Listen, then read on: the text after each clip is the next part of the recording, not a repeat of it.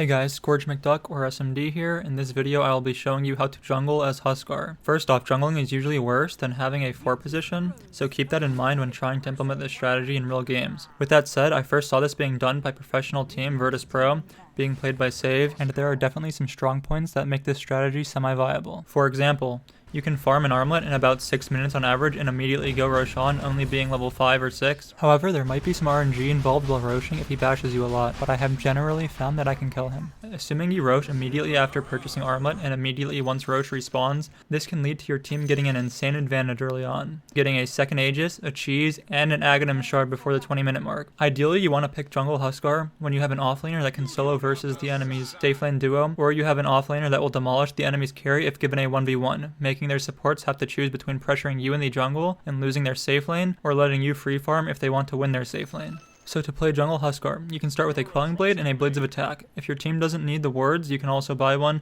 but it isn't necessary. Start off by skilling your Berserker's Blood. With this, you will want to start attacking the first large camp while tanking the creeps to lower your HP, thus increasing your attack speed and HP regeneration.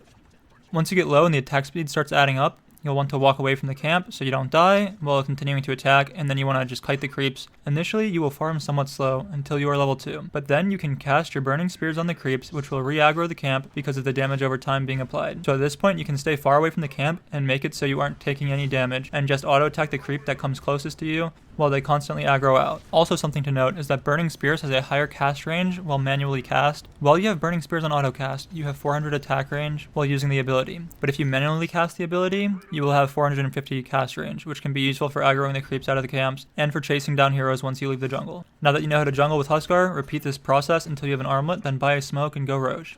You can stand in this corner while roshing, but be careful because if you walk outside of the pit, the enemies will see you if they have a ward or are walking by. If you stand here, you can kite Rosh a little bit, because while you're attacking him, he will lose aggro and go back into the pit before walking back towards you again, making it a little bit easier to armlet toggle. But you can also just tank Roshan and armlet toggle between every attack he does, and assuming you don't get bashed many times in a row, you should be fine doing this. As you can see in the Virtus Pro game that I showed earlier, this is what Save was doing, but he did end up dying before killing Roshan.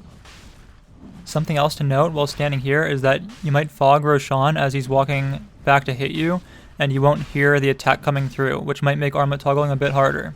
After killing Roshan, you should have enough gold for boots. You can then go to the Ancients and try to farm neutral items for your team, or you can go try to push towers with your Aegis. You will most likely want to go to your offlane first because theoretically they should have been suffering the most from your jungling. Try to pressure their carry out of lane and push the tower with your Aegis. If you still have the Aegis after the tower dies, you can then try to pressure the mid tower with your team next. After brown boots, you can buy a stick or a wand, then either phase boots or treads. I generally would prefer phase because your hero lacks armor and has attack speed from its passive. Then you can go for a halberd, Aghanim scepter, or Guardian Greaves. Guardian Greaves synergizes pretty well with your passive because you will gain bonus armor when you are below 20% HP. Also, because you are a 4-position jungler of sorts, your team most likely won't be lacking damage, and you can afford to go for less greedy items that are more utility based. With that said, Sanjin Yasha isn't awful if you need a lot of status resistance, but since you are kind of a 4-position jungler, as mentioned, I feel like the utility from a halberd will generally be more useful for your team. After trying to take the mid tower, you can choose to continue fighting with your team or just farm items and wait for Rosh. Try to constantly be checking Rosh so you can kill him as soon as he spawns. You can decide to give the second Aegis, cheese, or Aghanim shard to your cores if they're stronger than you, or take them all for yourself.